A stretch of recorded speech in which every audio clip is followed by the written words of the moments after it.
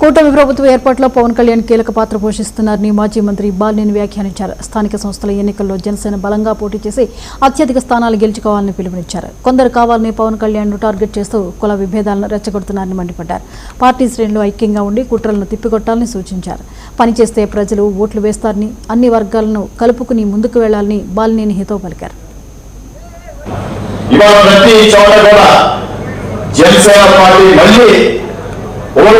ఏదైతే ఎలక్షన్స్ ముందు మనం పోరాడామో అదే విధంగా తిరిగి మళ్ళీ అదే స్థానానికి రేపు రాబోయే ఎలక్షన్స్ లో మనం పోరాటం చేయబోతాము. ఎక్కడెక్కడ జనసేన పార్టీ మనలో ఆ స్థానాలు మనం పోటీ చేయబోతామో ప్రజలు శ్రీనివాస్ రెడ్డి గారి దృష్టి కూడా తీసుకొస్తామా, పవన్ కళ్యాణ్ గారి దృష్టి తీసుకెళ్ళి ఎక్కడెక్కడ జనసేన పార్టీ బలంగా ఉందో దాదాపు 60% పైగా ఉన్న స్థానాలన్నీ కూడా జనసేన పార్టీకి ఇవ్వాలని ముఖ్యమంత్రి గారితో మాట్లాడి పెద్దలతో మాట్లాడి మళ్ళీ జనసేన వచ్చే విధంగా ఈ రోజు మనం పార్టీ నిర్ణయం తీసుకున్నది శ్రీనివాస్ రెడ్డి గారి ద్వారా మన పార్టీ అధినేత ద్వారా మరి కోటమి సభ్యుడికి పెద్దలు నారా చంద్రబాబు నాయుడు గారి దృష్టి తీసుకెళ్లి జనసేన పార్టీ మళ్ళీ పోరాటం తీసుకురావాలంటే ఎక్కడెక్కడ మనం ఏ విధంగా మీరు అందరూ పనిచేసారు. ఎందుకు ఆలోచించాలి చాలా మందికి గత 2 నెలల నుంచి నా దగ్గర కోసం అందరూ చెప్తా ఉన్నా, ఎక్కడెక్కడ జనసేన పార్టీ బలంగా ఉందో అక్కడ మనం పోటీ చేయబోతామో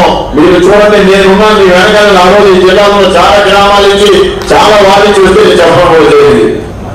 ఇవాళ